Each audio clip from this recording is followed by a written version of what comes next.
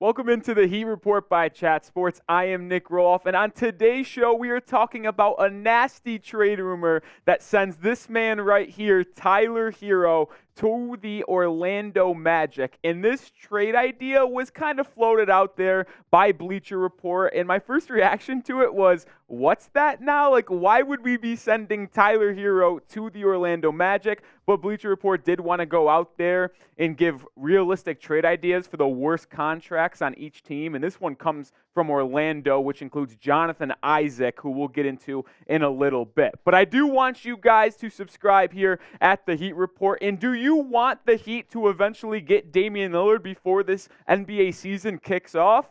Well, hit that sub button, and I'll tell you what, YouTube sends me a list at the end of each week of all the people that watched our show and didn't subscribe. So I'll know who didn't subscribe and put the bad juju out there so the Heat don't get Damian Lillard. Don't jinx it. Subscribe here at the Heat Report.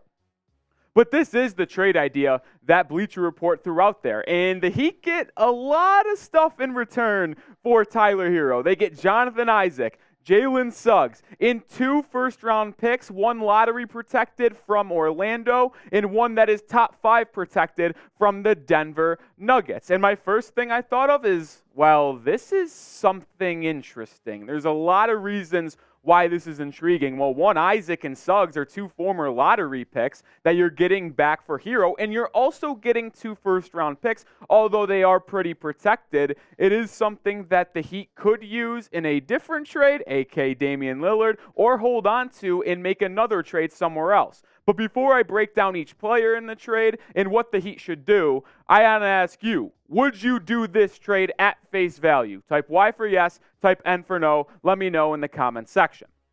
I want to start with Jonathan Isaac because this man is an absolute mystery. And Zach Buckley of the Bleacher Report had this to say on Isaac. At one point, Isaac popped out as a 6'11 elite defensive prospect. But that was a few years and a slew of injuries ago. The soon-to-be 26-year-old has made all of 11 appearances over the past 3 seasons combined and has only once reached 35 games in his 6-year career. And if you look at his last 4 seasons, this is kind of what it outlines. In 2019-2020, he played 34 games, but flashed a lot in those 34 games. He averaged 12 a night, 7 rebounds, and was a menace on the defensive end. 1.6 steals per game, 2.3 blocks per game, and he shot 47% from the field. And then he dealt with back-to-back ACL injuries that kept him out of 2021 and 21-22. And then he returned this past season and only played in 11 games,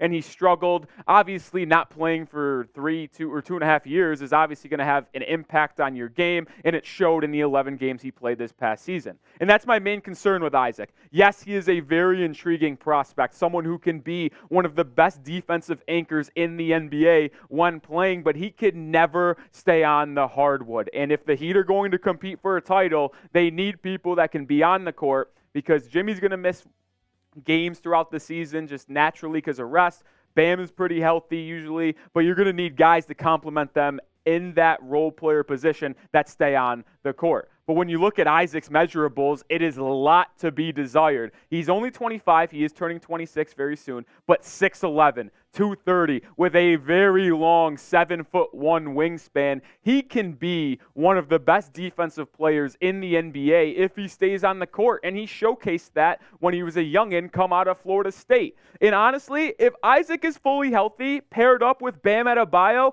I think this could be a top 5 defensive duo in NBA history.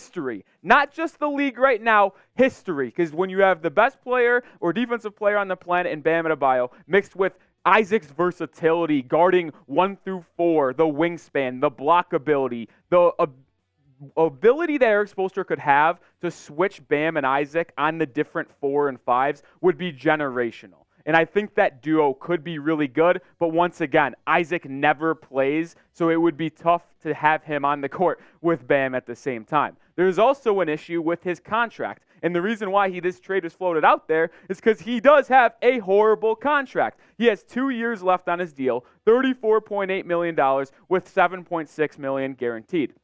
Now, the guaranteed isn't an issue, but 2 years at basically 8 or 17.5 per season, that's not great. And to hammer this point home one more time, when you don't play basketball games, it's hard to pay someone $17.5 million a year. But you know what is actually great? Is this Miami Heat polo. And if you use our link, chatsports.com/Heat polo, you are getting $30 off. It is very versatile, just like Bam Adebayo. You can wear it going out to dinner. You can wear it at the golf course. You can wear it at almost every occasion. Represent the 305 and the Miami Heat at all times. It will be in the comments and description of today's video. $30 off, chatsports.com/Heat polo.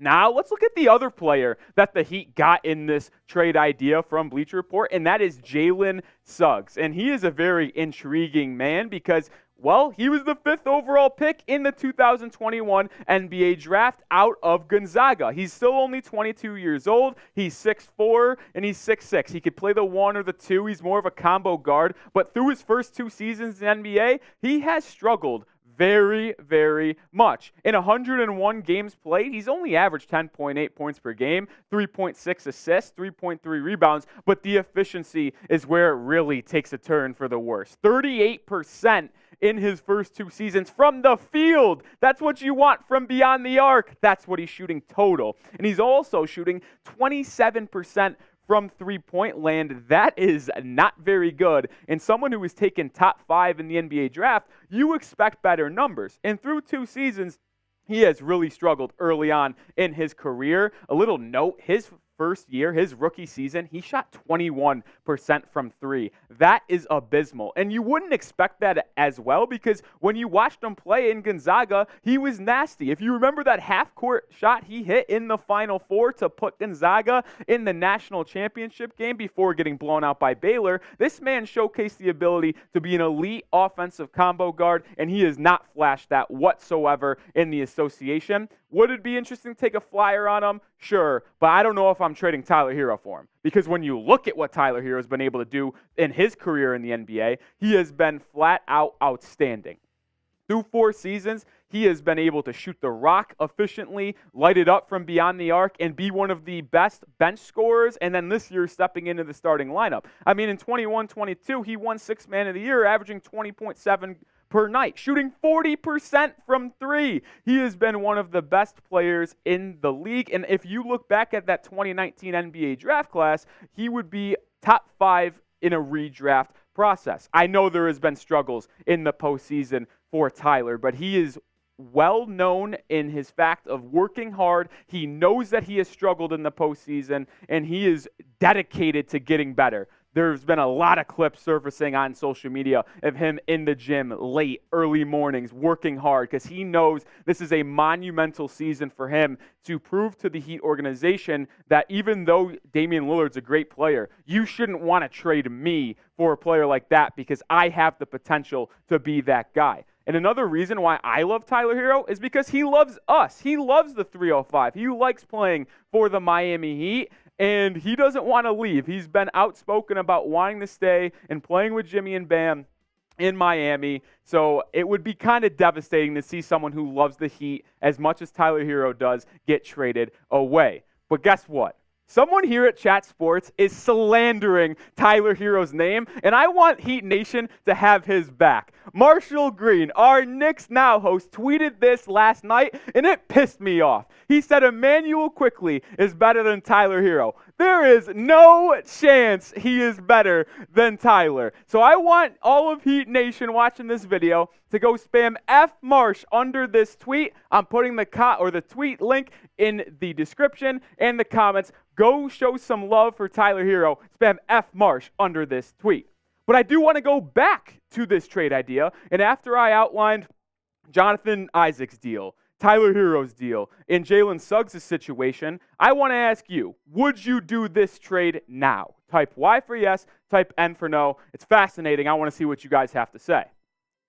It's a no for me and a yes. And there's a reason why I say no, right? Like, Jonathan Isaac can't stay on the court. Jalen Suggs has struggled a lot in his first 2 seasons. Tyler Herro has showcased the ability to complement Bam and Jimmy very, very well and be a flat-out 20-point-per-game scorer in this league while shooting efficiently from beyond the arc. So I want to keep Tyler because he loves playing for the Heat. He has that Heat culture in him, and he wants to be here in Miami.